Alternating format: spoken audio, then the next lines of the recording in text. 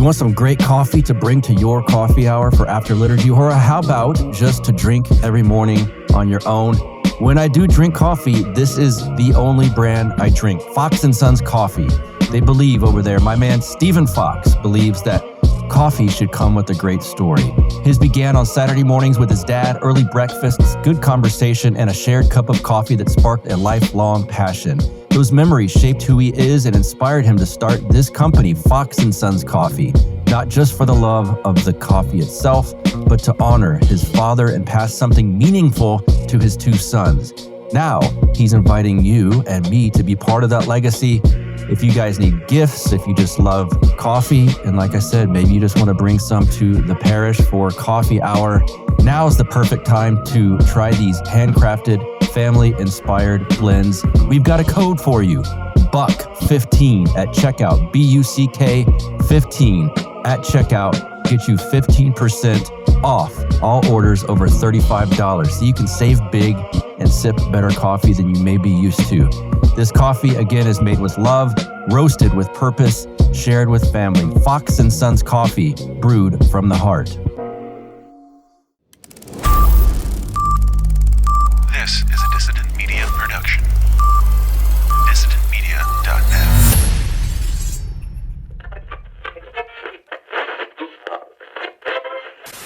You're tuned into the Counterflow Podcast, home of dissident voices, unapproved opinions. But you gotta get ready.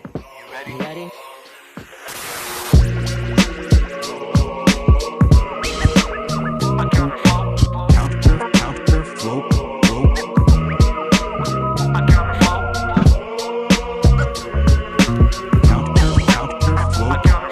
Now here's your host and humble narrator, Buck Johnson. Let's go.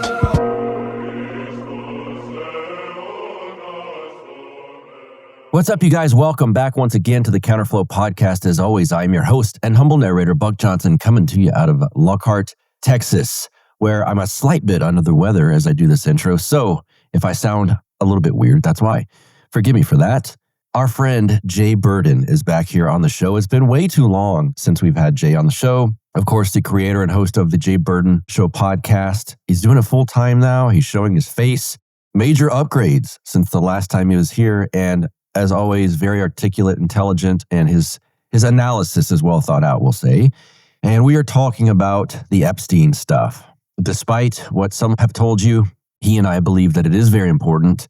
And we get into some of the reasons why, particularly from the lens that we look through on this show. I would tell you that it's very important, not only because of what physically went on, of course, with Epstein and this network of bad people, let's say, to avoid censorship, but the spiritual battle at hand. Everything is spiritual, right? Spiritual warfare is going on within us and all around us at all times. And this is one way it's manifested itself. And I do think there's a lot of tentacles involved here. It's not just, oh my God, Jeffrey Epstein is the end-all be-all of what matters. It's just one marker of things that have happened with a spider web of influence, many tentacles behind this.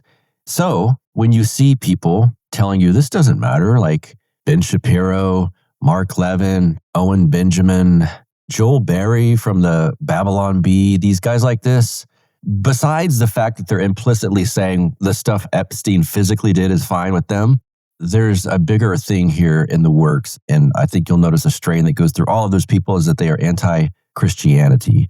And that is probably, I would say, the driving force behind the Epstein mess, what's going on here.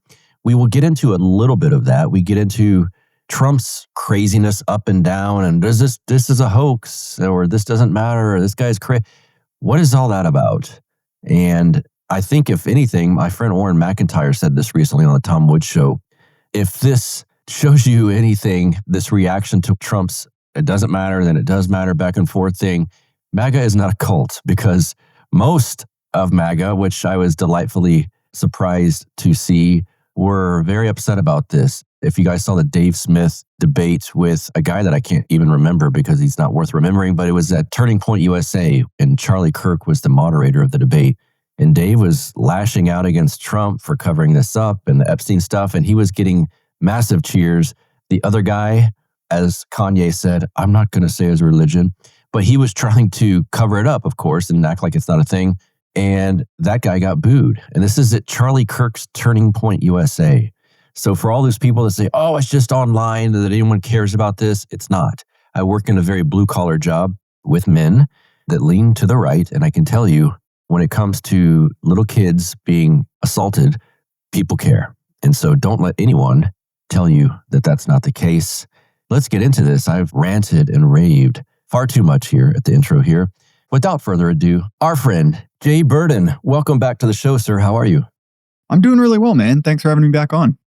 Yeah, it's been too long, I think, but we're going to get you to give an intro here briefly. But I can tell one thing that I've noticed from watching you lately and seeing you on other shows, you finally showed your face.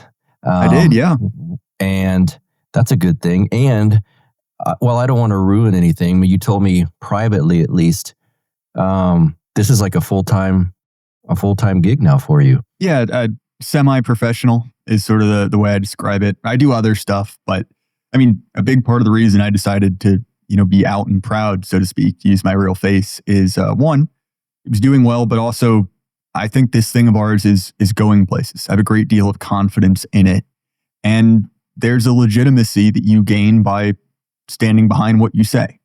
And look, my pseudonym was never a particularly good one. Anyone who knows my old PFP knows that I'll be honest, it looks a lot like me.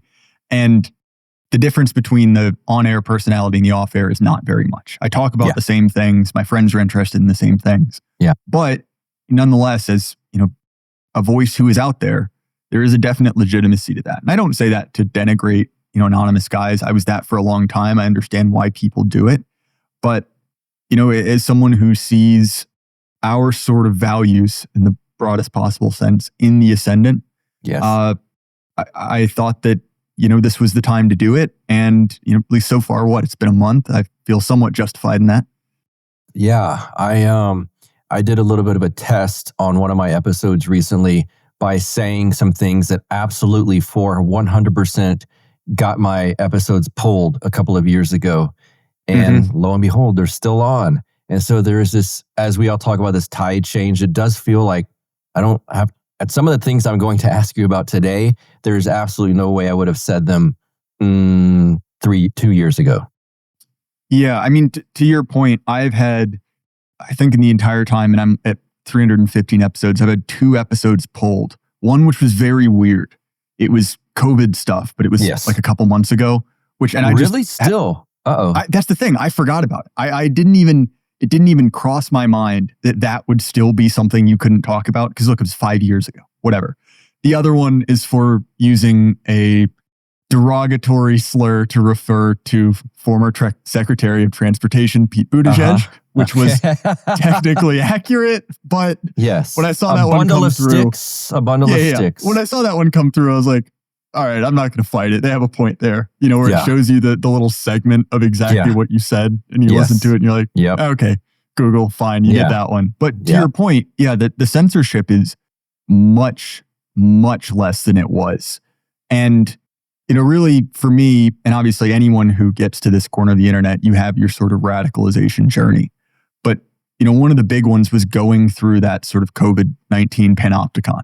Right, where it felt like you were always under the all-seeing eye. And if you said one thing, you were gone. And that was certainly useful from the perspective of it taught people how to act. It taught people how bad it could be. But I'll be honest, given a choice between the two, I much, much prefer being able to say what I think than feeling like I was going to be taken down by, digital censors for having what is now an official government recognized position. And I'll leave it at that. Oh, got it. Okay. Is anything you want to do as far as intro about yourself or the show before we get going? Besides the fact that now we've talked that you do it a lot more, and my bad. So my primary output is the Jay Burden Show, which you can find on any podcatcher. It's an interview show, 3 episodes a week. Talk to Buck a few times. Talk to a lot of the same people, and generally there's no real through line in it. But I'll be honest, if you listen to Buck's work, you'll enjoy mine. Very similar themes. And so, it's probably the best simple descriptor. Yeah, I would agree with that. And it's funny, he was talking about we were talking offline, some Orthodox gentleman that he's friends with. He said, it's funny, they all have like tattoos and neck tattoos. And I'm like, yeah, I resemble that remark. First of all, before we're going to talk some Epstein stuff, that's all the rage right now, despite the certain voices online telling us it's nothing to see here, friends, nothing to see. Trump's second term, what are your thoughts, broadly speaking, on that, on where we're at versus the first one? Yeah, so it's been a mixed bag, and I have been pretty cautious in both my praise and condemnation of Trump 2.0, because the internet being what it is, there's an immense monetary incentive to say sensational things, to say, Trump is completely and totally one of them. He's controlled by XYZ foreign interests. It's so over, and you're an idiot forever hoping for anything. Now, on the other end, you have this sort of messianic complex about Trump, which is exhausting, to put it mildly. But look, 2024 is the first time I ever voted in a presidential election.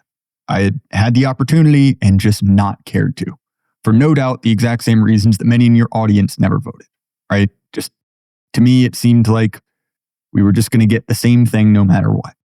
And to give the man credit, he promised a whole lot of stuff, and we got a whole lot of stuff. In many cases, quicker and more serious than we really could have expected. I was basically going through this saying, like, I refuse to live in a country where Kamala Harris is the president. Donald Trump says some funny stuff, but I had pretty limited expectations. But on the immigration front, on the domestic front generally, I think he's done a commendable job. And also, let's be honest, as religious people, Trump gave us something the conservative movement couldn't do in 50 years. He got rid of Roe. And look, in my ideal world, getting rid of Roe is not where this ends.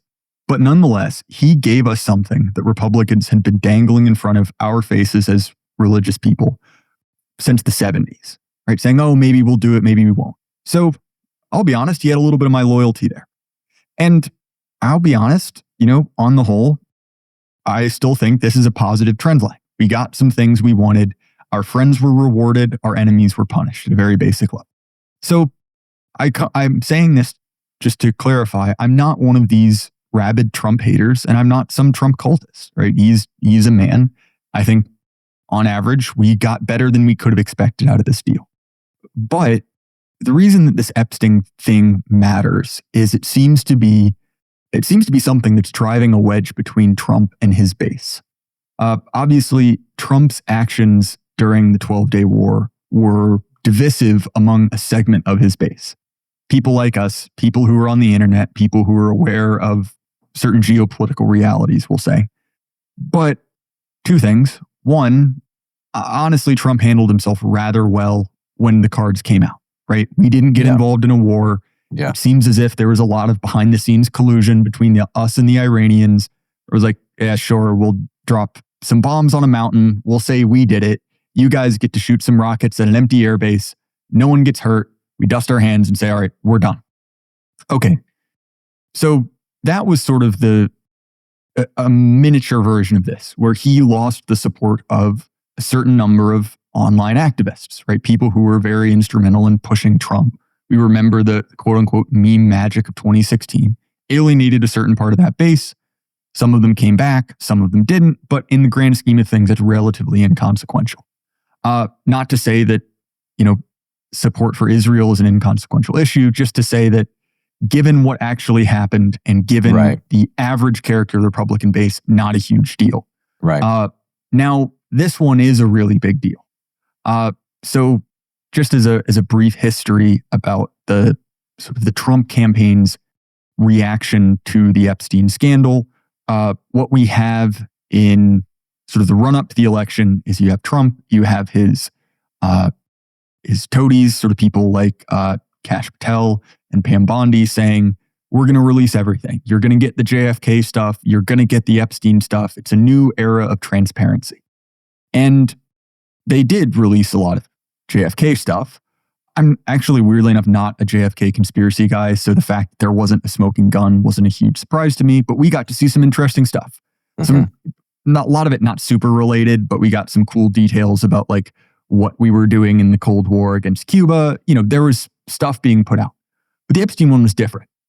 You may remember there was sort of this bizarre, embarrassing, I would say like public relations gala where they had a bunch of Trump influencers come up.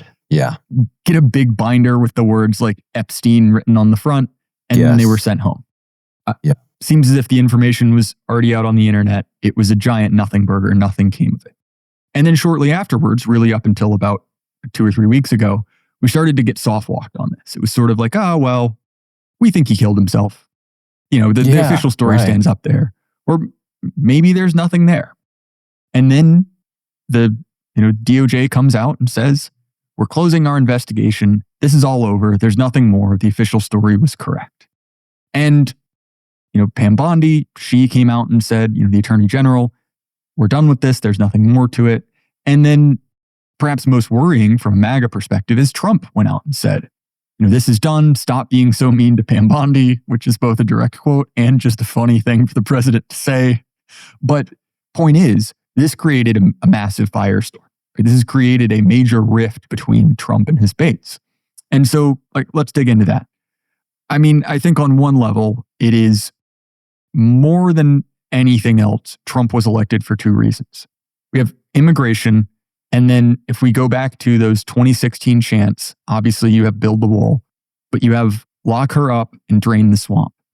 And both of those are kind of the same thing, right? Get rid of the sort of evil of Washington politics. We don't want that anymore. Hillary Clinton is sort of the mask of that, the face on that evil. And up until 2025, there was a narrative you could tell that sold well, that basically said, Trump tried to do it. He got, basically blocked at every turn. All of these investigations. He lost legitimately the freest and fairest election in history, according to, any newspaper you'll read. And that featured in as well, right? He got screwed. And then he was coming back, right? It was the triumphal return. He's got his people in power. We're going to do it this time. And, well, that didn't happen. So that's a major problem looking at his sort of, I won't say campaign promises, but the justification for Trump. But also, there's another level to this, which is, and I won't say it, right? Because they're truly grotesque. But the things that Jeffrey Epstein and co. were accused of are pretty much the worst crimes imaginable. Yes. If you asked 100 random people, 99% of them would say either that guy should go to jail for the rest of his life, or that guy should be given a Levitical punishment. We'll leave it at that. And that remaining one guy belongs with Epstein, right? The point is, this is not a controversial position.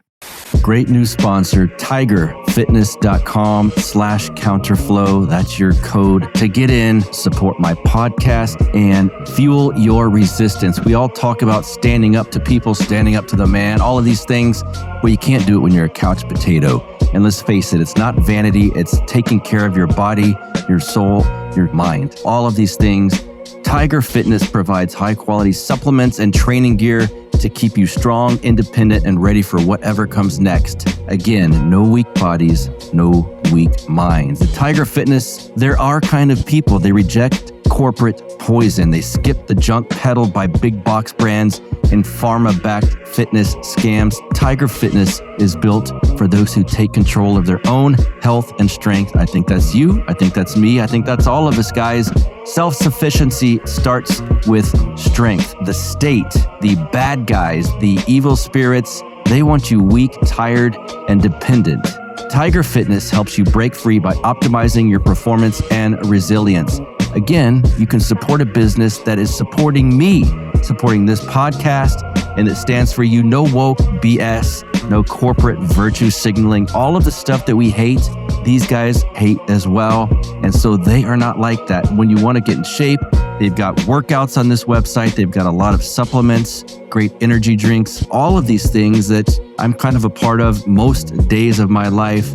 It's for serious people who value discipline, taking care of your own, your family, and your body, self-reliance, and all of these things. tigerfitness.com/counterflow. And so that's part of it, right? That this is like a morally unconscionable action. And by appearing to cover this up, by appearing to end an investigation, which seems to have much, much more investigation, there is a certain degree of moral complicity in that, right? Of saying like, whatever, it's not a big deal, which he again has said, like, why are people so obsessed with this old pervert? Which again, the Trumpian turn of phrase, kind of funny, but yes, again, right? This is not how moral people react to crimes of this nature. Right. An old pervert is like the guy, the old creepy grandpa that hits on your girlfriend at a wedding or something like. Yeah, like for instance, maybe like an old guy that sniffs hair. We can imagine those words. That was an old pervert. The stuff that the paintings that he had in his home alone are chilling. Bringing what he did onto an airplane when you're just sitting there. Hey, look at this nice plane I'm on. What is this? Who are these young girls? It's too young. What are you doing? Like a normal person would flip out by even the baby steps, no pun intended, that's a bad one, of what you start to see with this guy. And then we all know what's behind just the facade of like, oh, there's a couple of 16-year-olds. Oh, look at his paintings. Those are horrible. But then the stuff that goes on, you couldn't even put it in a movie because it wouldn't be released. Oddly enough, some of the producers probably are very well into it and they know exactly what happened.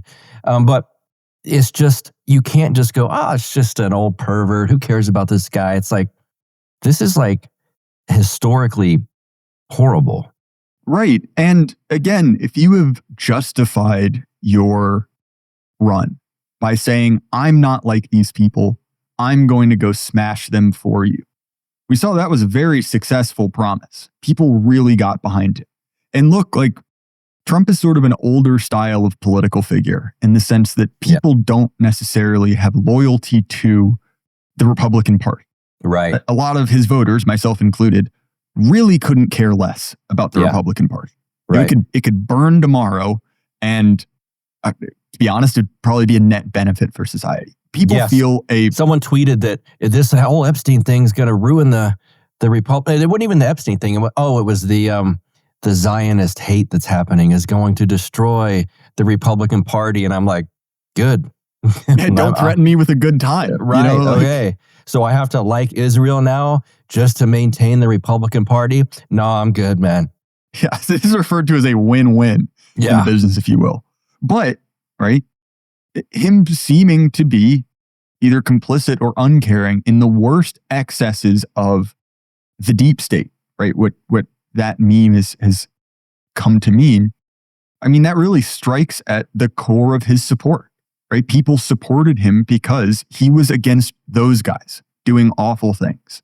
And a couple things. One, if you're looking for the specifics on Epstein's ties to the intelligence agencies, we're probably not going to get into it super in-depth here. I would encourage you to check out Daryl Cooper, aka Martyrs Made, his work on this. He has a 6-hour podcast. Check it out. He will also be on Tucker soon to discuss it. Check that out. The point is, if you're really looking for the receipts, you can go elsewhere. But if we look at the sort of the repeated connection between our highly connected elites and the just like the most degenerate like sexual abuse and also like weird, you would say like genuine like satanic rituals.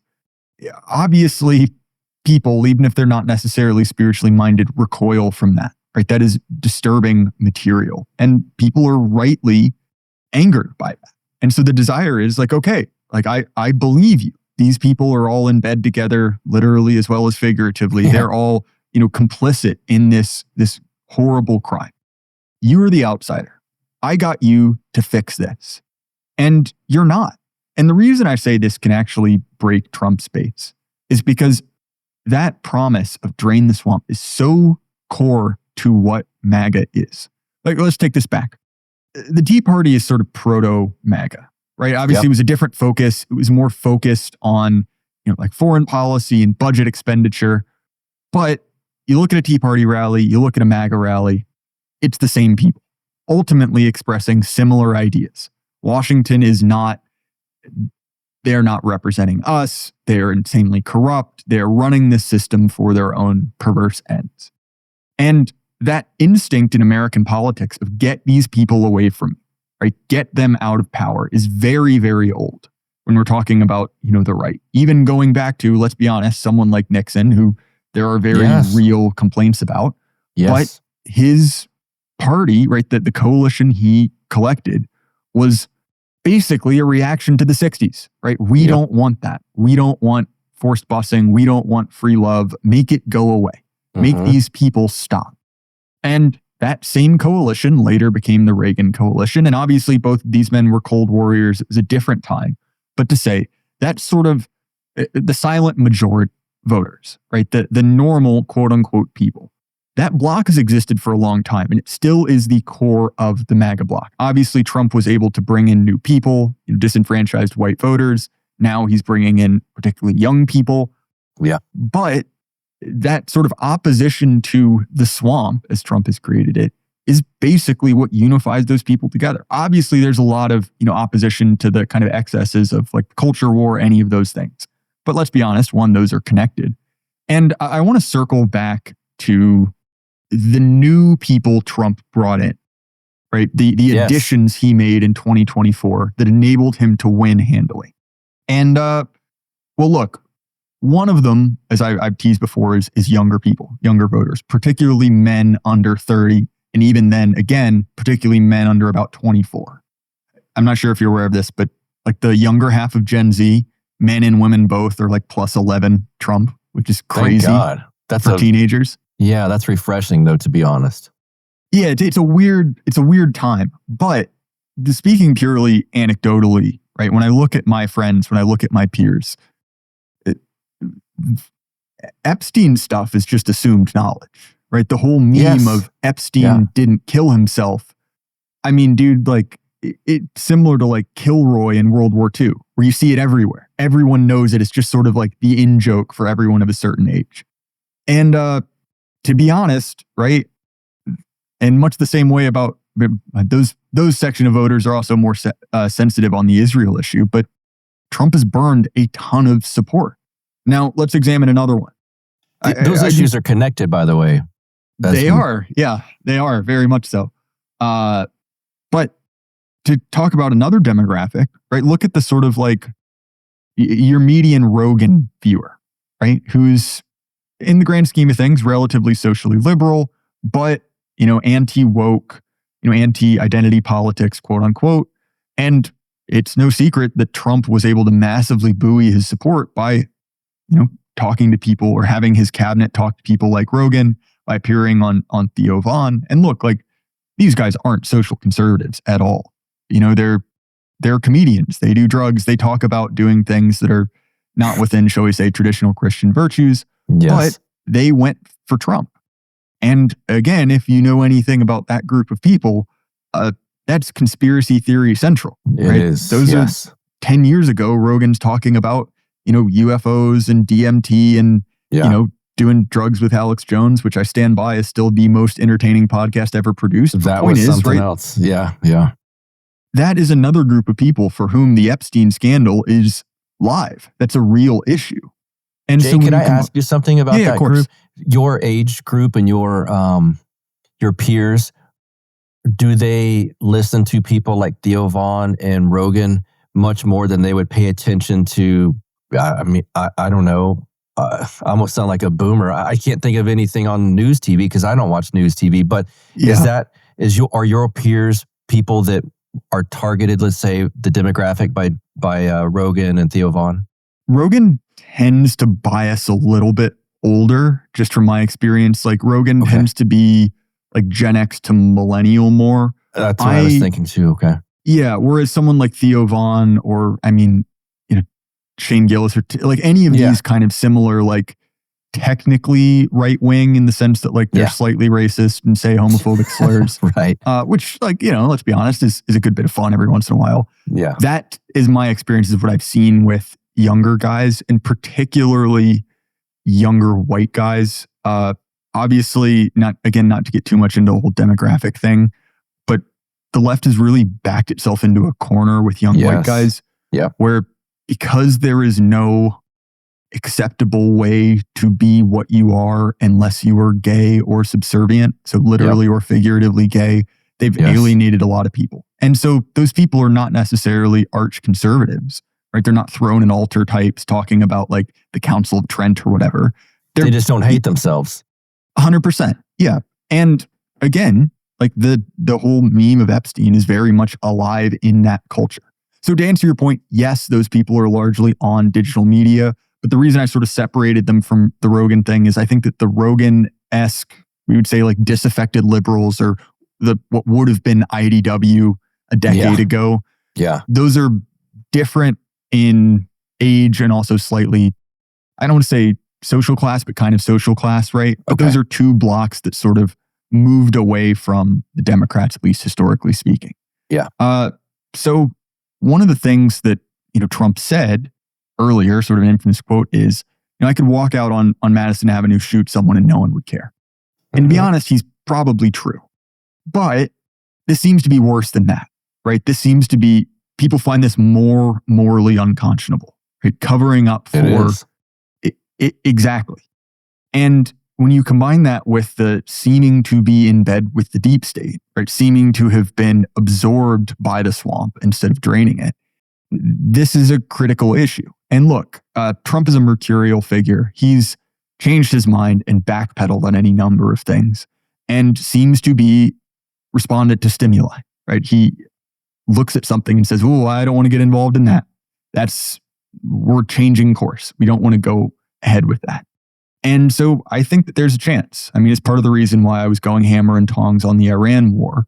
And from, shall we say, internal sources, which I can't 100% confirm, it seems as if Trump realized this was going to be extraordinarily unpopular and radically scaled back what actually happened.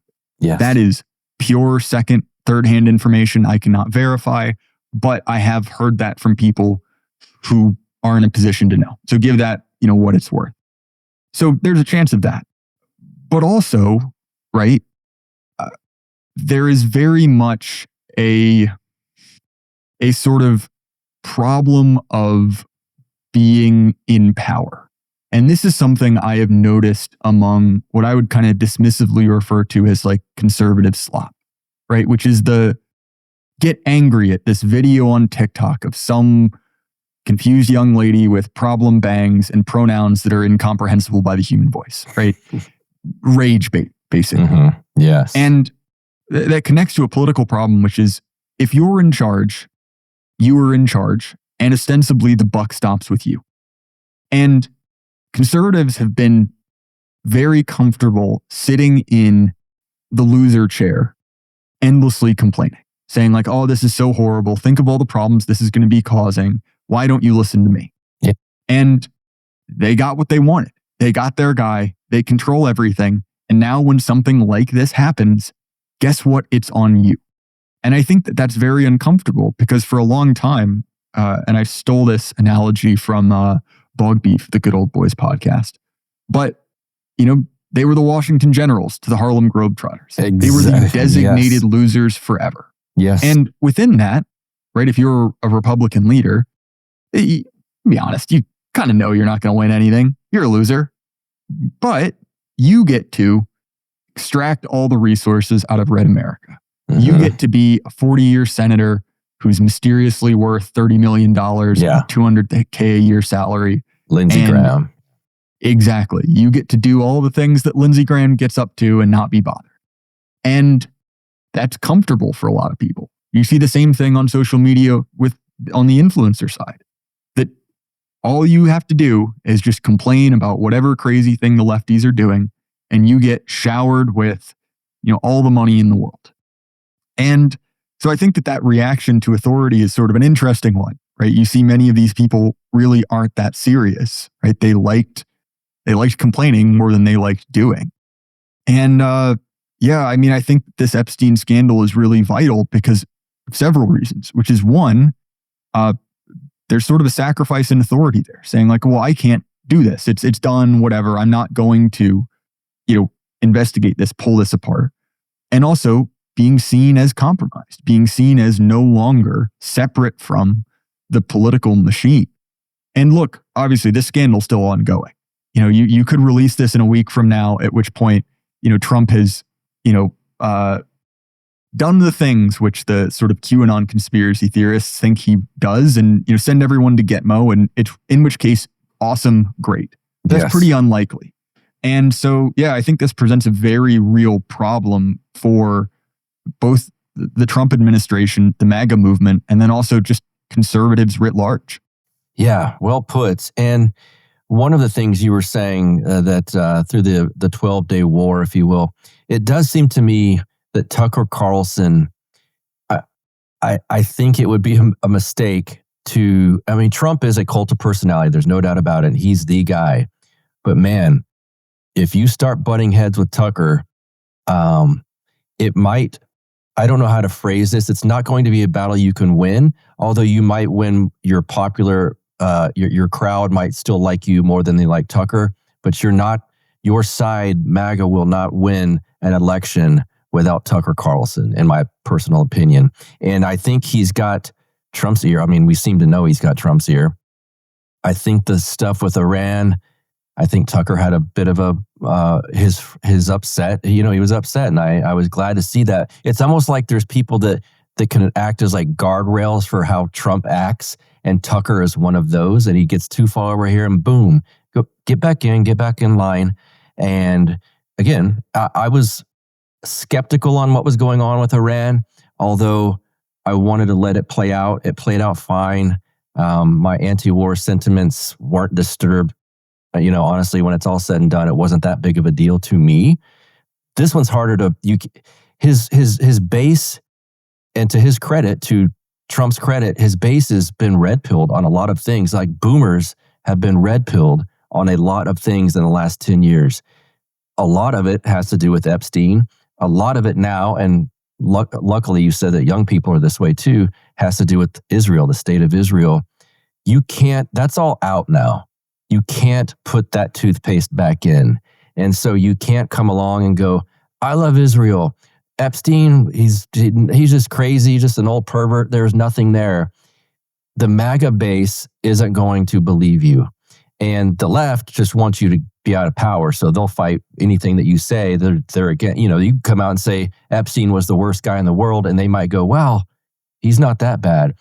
But I find it interesting, the people, and I use air quotes for sure on this, on the right, because I think you could also put people in quotes, but I'll leave that for. Yeah, fair enough. But the people on the right, like Mark Levin, and there's a segment of influencers that are like, oh, nothing to see here, nothing with Epstein, just move on. And it's Mark Levin, Laura Loomer, Ben Shapiro. And then you start to look at like, what's the common thread here? That's weird. They're all Jewish. And Epstein had ties to Israel and their intelligence. And we keep kowtowing to whatever a very small little country wants. I know you saw the Ted Cruz thing with Tucker Carlson. This guy is trying to justify it by being biblically illiterate. And it's like, what is all of this? And there's a lot of people, noticing, as we like to call it. But what are your thoughts on like the MAGA base being too red-pilled? I think it's a good thing to be lied to, even by their quote-unquote leader. Yeah, so I think that a large part of this is a generational issue. So look, secularism is a giant lie. Every society is religious. Yes. And there's always kind of a gap between politics and religion, some states more or less. But every society has a civic religion, a sort of set of saints and demons. And in our society, we could say like the Fourth American Republic, kind of ushered in by FDR. And you can read more about this in Paul Gottfried's work, Anti-Fascism, The Career of a Concept. But effectively, the religion of our regime is anti-fascism. Our Satan is one Adolf Hitler. You may have heard of him. And the justification for why we get to rule the world is we saved you all from Satan. And so whenever we have a new enemy, whether it's Putin or Slobodan Milosevic, anyone, they are Hitler, right? And the problem with this particular state religion is it's built on any number of lies, right? It's just rife with them. Not to say necessarily lies about World War II, but to say that it was built on myth. I don't mean, but it's built on lies. And so it came apart. And we see that now, right? That for particularly baby boomers, they were inculcated in this, right? They were born in the good times, time of surplus, and they were thoroughly indoctrinated. And through their entire lives, they have seen that narrative played out over and over again. So for instance, you have, Saint MLK, and then again, Saint Floyd, right? And of course, I'm speaking kind of fast and loosely here, but for that group, those beliefs, right? The correct way the world should be ordered, the correct deferences we should give to, certain ideas or certain groups is very deeply based. It is still sacred and religious to them. And you see that, as I'm sure your viewers have encountered, this sort of religious devotion to certain ideas, which is weird, right? It does things that don't seem sacred for you and I are held very tightly, right? And for those people, presenting an alternative history of, certain world events or disagreeing with certain foreign policy is the same if I, walked in and jumped on the altar of your church, right? It would be horribly offensive. But the problem is, because that civic religion was broken, it couldn't propagate itself effectively. And so with each generation, we sort of saw a copy. And just like if you photocopy a photocopy, you lose some resolution. And let's be honest, another part of it is that material conditions have worsened, right? It is harder for people my age to buy a house than our grandparents by about 7 times, according to the math. And so the bribe that came with that, which is, yes, believe this, and also your life is going to be pretty easy. So don't dig into it too much. That decreased as well. And also, let's be honest, a lot of this myth, particularly the sections about it, which relate to, the virtues of tolerance and diversity and all those sort of things. Well, actually, all of the kind of like leftist, stuff about sexuality, even, they were conceptual, right? If you look at the average baby boomer, sure, he may have gone a little bit wild at Woodstock or equivalent, but by age 30, he's a yuppie, right? He's got a wife and he's got kids, and he never really lived that out to the fullest. But it created downstream consequences. So when their kids, millennials maybe, went to school, well, they were indoctrinated with this same stuff. It was pushed from the top. It wasn't a rebellion anymore. And consequently, because it was false and because it was awful, it made things worse. Okay, run that again. Run that again. And so that myth has really run its course. Their God is dead. It could not deliver on its promises. Everything has gotten worse when they've gotten everything they've wanted. I sort of feel like the archetypal figure in this, the sort of libtard messiah, is Barack Obama. I agree. Where he was like, the moment when we did it, right? This was the new direction for the country. We're saving it from the scourge of racism. And to be honest, nothing changed. Healthcare got more expensive. We still got involved in foreign wars. And I think that a lot of the breathlessness we see from the left is that they have the exact same generational divide that we do. Yes. Look at the difference between the No Kings protests, right? Which are very boomer coded. Yes. And I realize there are probably a number of boomers in your audience. I'm not talking about you. No, they understand. Here, right? But those are very much sort of echoes of a previous order, right? They're kind of out of touch. They're kind of embarrassing. I mean, look at the average age in these, right? Yes. But it is sort of a holdover of that previous order that, was still built on lies, but it was powerful. It was votive. It could do things, 20, 30 years ago. Now, similarly, on the Republican side, we see the same gulf. We see largely on, the concept of Israel, which is weirdly enough, the gulf on the other side as well, right? Yes. Between the sort of boomer libs and their, pro-Palestine children. But we see the same divide. And so look, like that lobby, that tendency is incredibly powerful in American politics, right? Baby boomers are still the biggest generation around. But I think they hit their median mortality, so like their 50-50 break point in, I think, the next 6 to 8 years, plus or minus, so relatively soon. And, again, I'm not cheering for this, but you know how mortality works. Generally, the second half goes a lot faster than the first, right? And with that, the largest battery, right, the largest number of people who held that religion closely, well, they're gone. They're sort of similar to, any time there is a death of a religion, whether it's paganism or temple Judaism, where, once you get through the people who grew up with it, you're left with a hardcore. And sure, like there are still people that believe in it, but a whole lot less. And in a big numbers game, that doesn't matter. Now, here's another part, which is, shall we say, less ideal. Recent immigrants to the US really don't care about Israel, like just genuinely don't care, because they were never put through the cultural conditioning that the rest of us were, right? They never watched Star Wars, which is, let's be honest, space World War II. Or, insert whatever you want. Never watched Indiana Jones. Never watched these movies which reiterated, what is the point of our society, to oppose that. And so the claim that, well, if you don't support Israel, you're one of the bad guys, holds no water. Right? They have no guilt associated with that narrative. It's completely and totally indeterminate, if not hostile, depending on where we're drawing from, right? And so when you look at it from that perspective, the Israel lobby faces a huge demographic issue. Now, another one, which I think I'm glad you brought up, Mark Levin. Our enemies are, in case you haven't noticed, no longer particularly impressive people. Like, say what you will about Irving Kristol, but the guy was smart. Agreed. He was a very capable player of the game. I mean, even look at the two Bushes, right? HW versus his son. There is shall we say, a precipitous drop in competence there. And so, to me, I mean, look, they are ultimately going to lose. They are not going to win out. The question is, one, how, and two, what replaces it? Because, look, societies, in order to organize themselves, they need a central myth.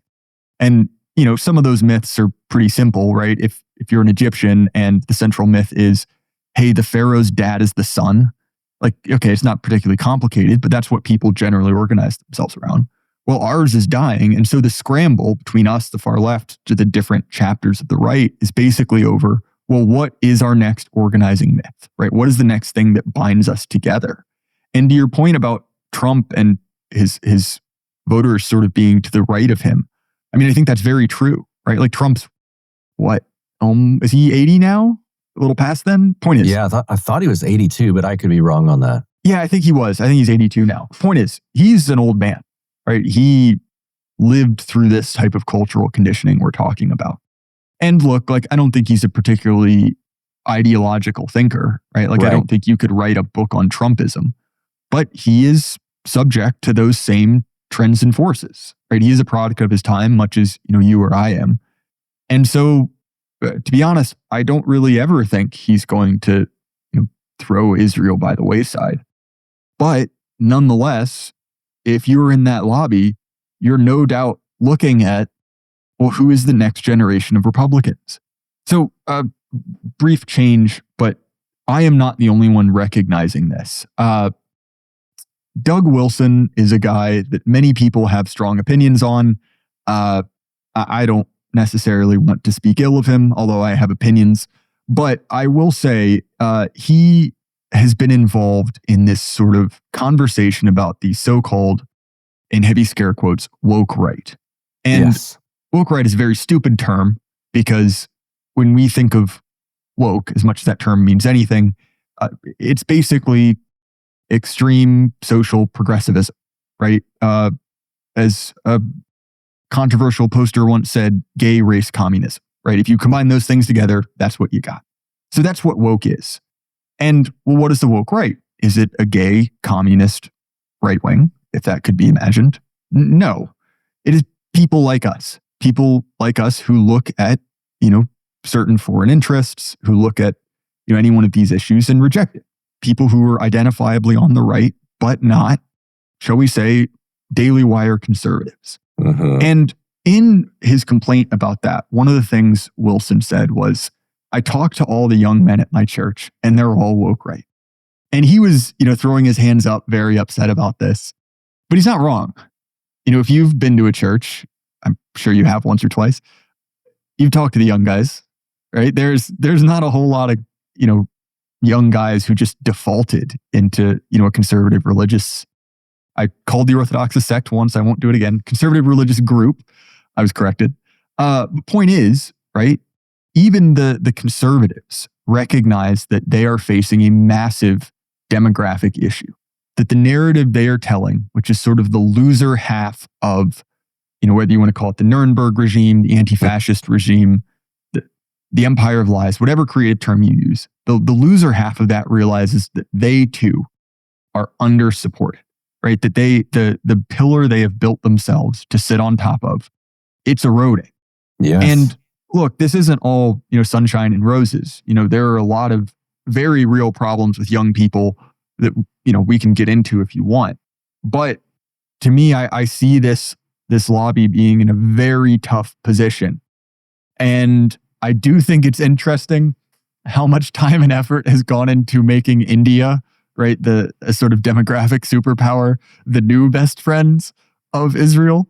Maybe that's the play, in which case, God bless you. You deserve each other. And have fun, I guess. But point is, I mean, I think that this is really past its sell-by date. I mean, you even see this in the, shall we say, the traditional stronghold of American Zionism, which is, American Protestantism, right? I mean, that was why I brought up Doug Wilson, for example. But look, I'm not a Christian nationalist, but I'm friends with a bunch of those guys. And I know their demos. I know who listens to them. And as I'm sure in a religious community or elsewhere, the young men tend to end up leading the thing, right? They will. And there's a quip to explain this. And, obviously I'm speaking hyperbolically, but it ran something like this. Like, if you didn't want the Hitler Youth, you shouldn't have created a Weimar world. And one of the reasons that particularly young people are so radicalized is basically we had to live through this, right? Like, we had to, like in my case, right, when I went to college, I had to go through a 6-day long struggle session, with a Muslim sitting in front of a desecrated Christian church telling me to, I quote, reject the tenets of traditional masculinity, right? Did you really? Yeah, I did. Oh my gosh. Yeah, that's why I dropped out of college. Okay. That'll do it to you. But point is, right, those experiences are not rare. Like, okay, sure, that's an extreme one. Everyone has their own story. But the answer of, oh, well, that was the crazy wokies, just reject identity politics and we can go back to the 90s. That really doesn't resonate with people. And I think, again, right, if we're looking for sort of an agent of radicalization, right, something that will create a break, much like the initial break that motivated a Trump move, something like the Epstein case stands a good chance of doing that, right? Because that is the sort of the built-in containment valve in the system, right? You can vote for, orange Cheeto Hitler and you can get what you want. Well, when you get what you want and you say, well, what the heck? Like, you guys, you covered up for him, right? You covered up for the guy, abusing children on a ritual altar at a private island. I mean, again, it's no shock these people are losing control. And this is a slight tangent, but I think another related aspect to why particularly young men are being driven to church, because interestingly enough, I think for the first time in about 400 years, there are now more men than women in church, which is pretty unusual. Generally, in most societies, more women go to church than men for, fairly obvious reasons. But point is, that's kind of interesting. And when I talk to conservative young people, and one of the other interesting things is that there really are no more materialists anymore. Like atheism is really dead. Yeah. So there are very few people who are nothings. It's a lot of like vaguely spirituals. Yes. But one of the things that I see, and this is a thread in your work, is the reality of spiritual warfare has become very, very real. And when you look at something like Epstein, when you look at something like Pizzagate, and you're like, if you guys don't believe in anything, why do you keep doing this? Why do you keep using these symbols? Why do you seem to hate God so much if you don't believe in anything? And the answer to that is, they do believe in something. Right? Correct. Just the polar opposite of what you do. Yes. And when you see something like the weird reoccurrence of, like satanic imagery or the sort of like ritual delight in desecration on the political left, it's scary, right? It's genuinely scary to see that sort of like malice unchained. That this isn't just two groups of people who disagree on tax policy or who, disagree on the kind of things that were contained within politics before, right? You can imagine this sort of like Buckleyite conservative saying, you know what, I disagree with my opponent, but he's a good man who loves America. Or when, John McCain got really mad at people for saying that Michelle Obama was a man, which is, funny. But point is, right, when you've seen that sort of genuine evil, right, when you've seen people voluntarily associate themselves with demons, sort of ritually disfigure and disgrace their own form, God's creation, you're like, okay, man, evil is real. And what do you do to evil? Do you do what Trump seems to be doing, which is to say like, we did what we could, there wasn't anything else, don't pay attention to this? Or do you react strongly, right? Say like, no, we're not doing that. And look, like, again, we're talking in the grand scheme of things, a relatively small number of people.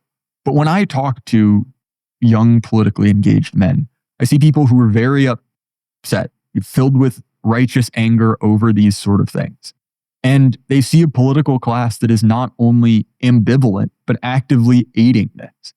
And for Trump, again, a man who has cast himself as a political outsider, who has cast himself as the guy to go fix that. This is why this is such a serious threat to the MAGA world.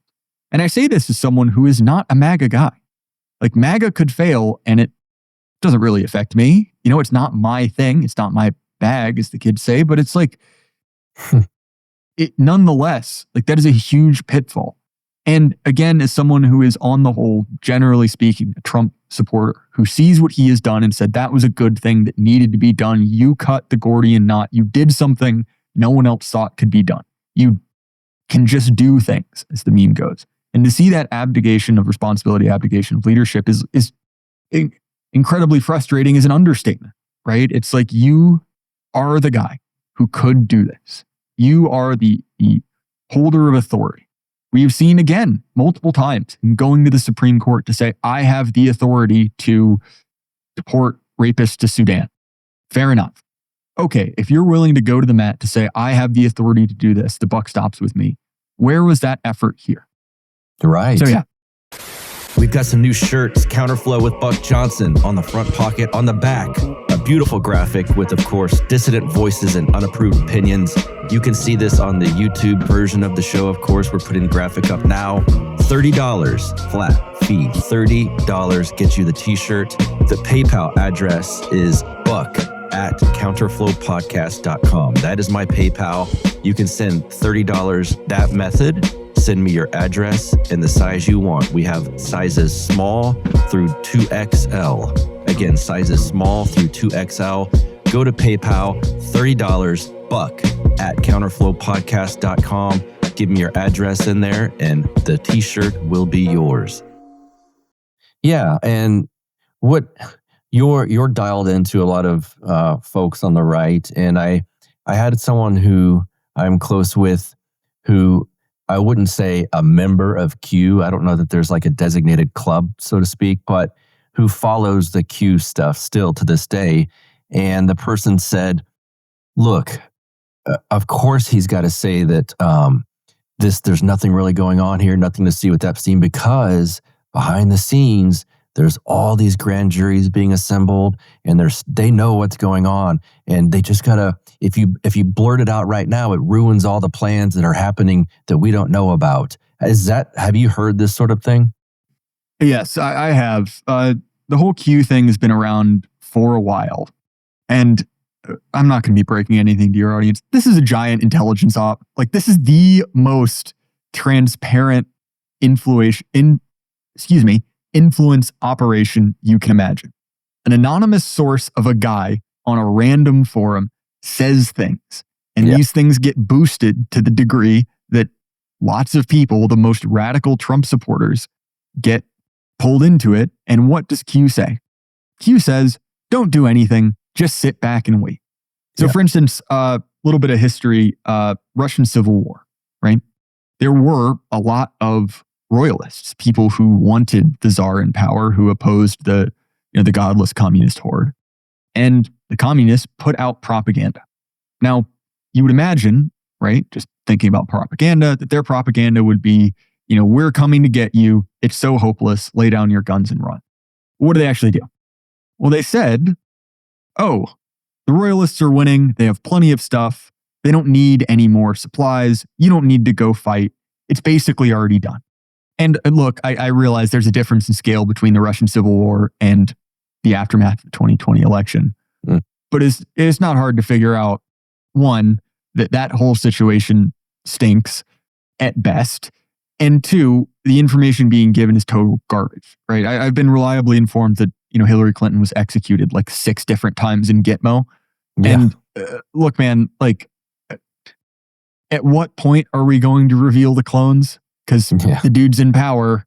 It's been 5 years of Q, and how much of the stuff Q or the sort of maximal Trump conspiracy theorists said would happen has happened.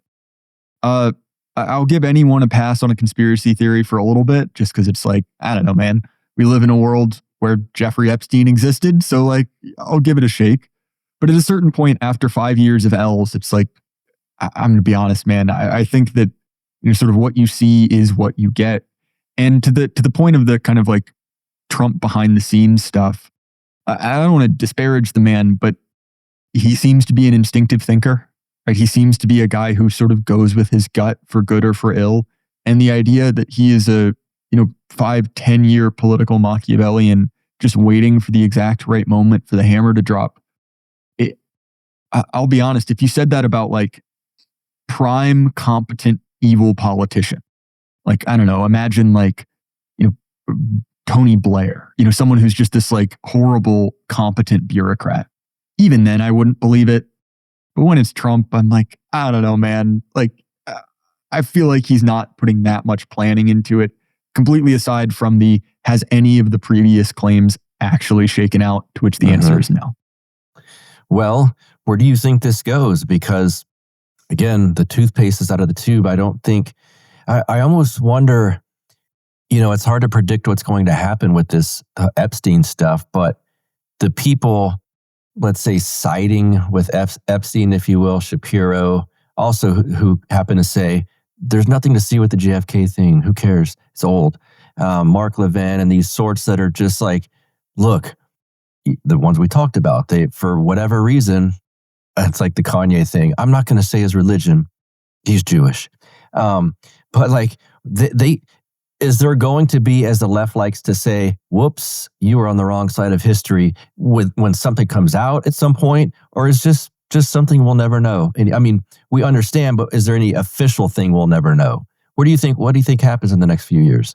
So with regards to the Epstein thing, this is another take I'm stealing from Daryl Cooper, aka Martyr made a great post on this, where he basically said the Epstein client list is basically the loose change of this scandal. Right. It's sort of a flashy thing, because let's be honest, right?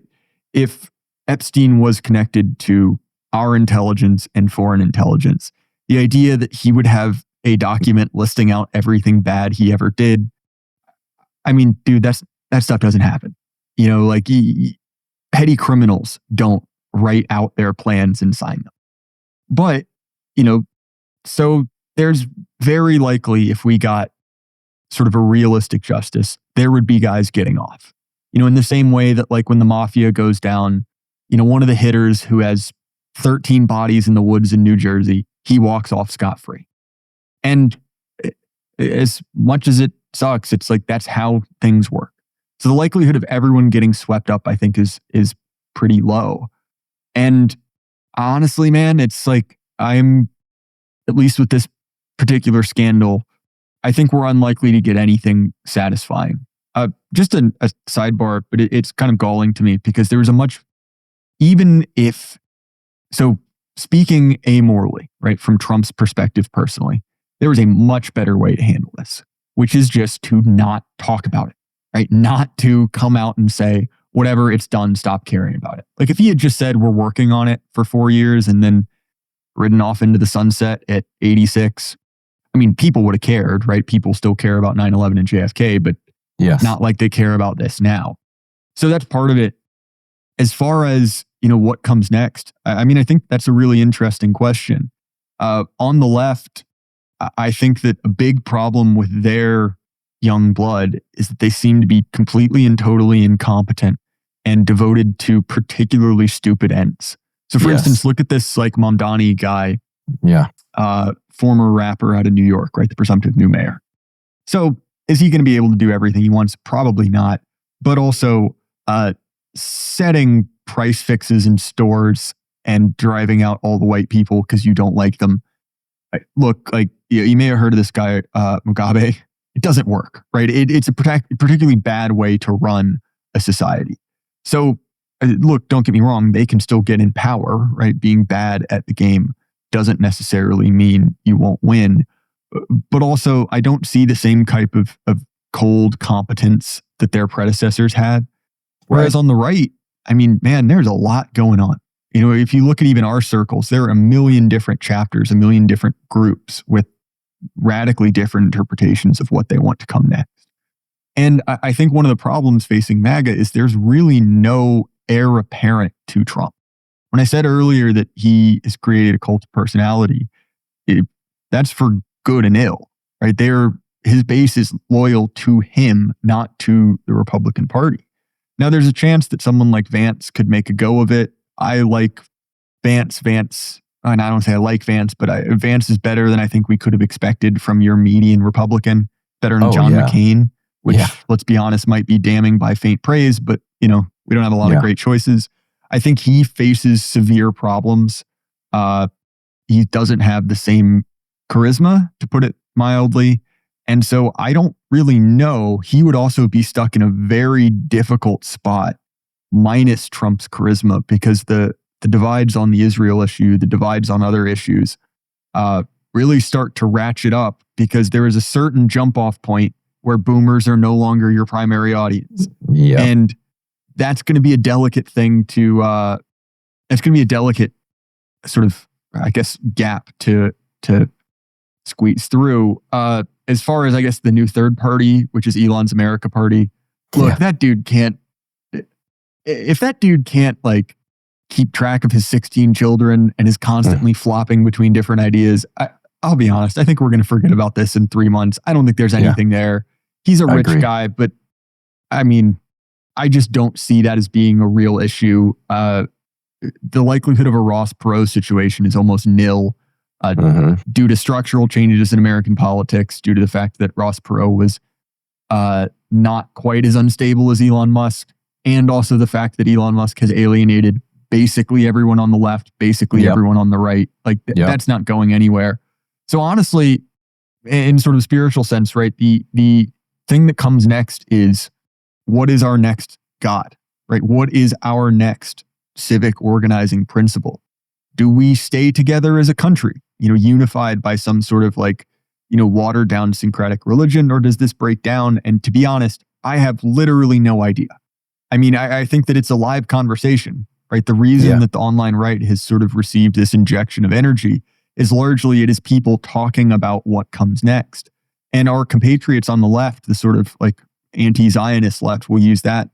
Like, sure, they're rejecting a central pillar, one of these central pillars, but they look at the rest and say, no, we need more gay stuff. We need more diversity. We need more equality. And so really, it's not a full rejection. It's sort of what the Romans did, where they'd stick in a new god, who was in the same pantheon as all the others and shuffle it around a bit. But they share the same Satan. They share the same devil. They share the same organizing principle. So we can imagine if they went out, if they get in control, it's the god sort of gets to continue on in a zombie state, right? It's still a failed religion, still a dying one, but it gets a lease on life. Whereas if we win, I mean, that book, The Return of the Strong Gods, right, is sort of talking about the older, stronger ways people organized themselves. And there are a lot of different ones. But at the very least, those are things that have enabled societies to exist beyond 80 years, to exist beyond, a handful of generations. And look, like, I'm not a Christian nationalist, but I mean, if those guys win, it's like, well, it's better than this. If any one of these chapters win, it's like, well, this is a sort of a different type of politics, right? It is no longer, can I live my lifestyle in the way that, I deem historically appropriate or not, which is effectively the situation we were faced with now, right? If, there's a drag queen in every school, well, all of a sudden you can't send your kids to school anymore. Whereas, if there's a Christian nationalist in every school, it's like, okay, yeah, maybe sure you disagree on theology, but like, that's a radically different order of disagreement. And I'm not trying to pick on the Christian nationalist guys. They're just the first thing that came to mind. But I think that really is the situation we're in, which is how much longer can this dead, dying, fake religion last? And what comes next? Because there are a million different answers to that question. And to be honest, I think anyone who says, I know what's coming next has no idea. Mm-hmm. Well said. We can leave it at that. Jay, thanks for being here. Plug away really quick before we get out of here. Twitter presence, online stuff, everything you'd like. Yeah, sure, man. Thank you so much for having me on. This is a ton of fun. I feel bad. I barely talked to you at all. I just sort of got going. No, it's good. It's good. Yeah, it's funny. And I'm sure you know this as well, being an interviewer. There's obviously, you want to have a light touch with it. You don't want to really just rant at your guests. But, after a couple hundred episodes, you start building up things to say. And when someone gives you the opportunity, you just spill your gut. So I appreciate that. But you can find The Jay Burden Show on Apple, Spotify, YouTube, anywhere you listen to podcasts. Similar to other producers you may have seen, my episodes are early and ad-free behind a paywall, which you can find at Substack, Patreon, Subscribestar, or Gumroad. Find me on Twitter at Jay Burden. I don't post a lot, but I am there. And I think that's pretty much everything, Buck. Excellent. Jay Burden, thanks for being here once again on Counterflow, sir. Thank you guys for being here to sit with Jay Burden and I, and go check out The Jay Burden Show. Very good stuff. I'm glad he's doing it full time. Go subscribe to the YouTube page. We're getting those subscriptions bumped up, which is a good thing. Get into the algorithm. As the kids say, smash that like button and leave a comment if you liked this interview. Join us in our Telegram group, Counterflow with Buck Johnson. Follow me on X, formerly known as Twitter, at Buck Rebel, BuckRebel. Now I can tease next week's episode. Last month in our Zoom Patreon supporter meeting, which you can become part of at patreon.com/counterflow, $5 or more per month, we had our friend Father John Peck. And it was kind of just spur of the moment. I asked him, could you define Orthodox masculinity? And then we went on to, can you define Orthodox femininity? And all the things in and around that conversation you could imagine. It got to be pretty deep and emotional. There were tears shed in this discussion, including from Father John Peck. So I wrote to him and I said, we should do an episode on that topic, which we will do next week. See you guys.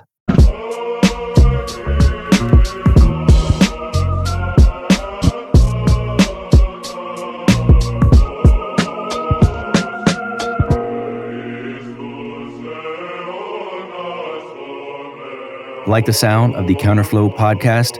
Our audio production is provided by Podsworth Media. Check them out at podsworth.com.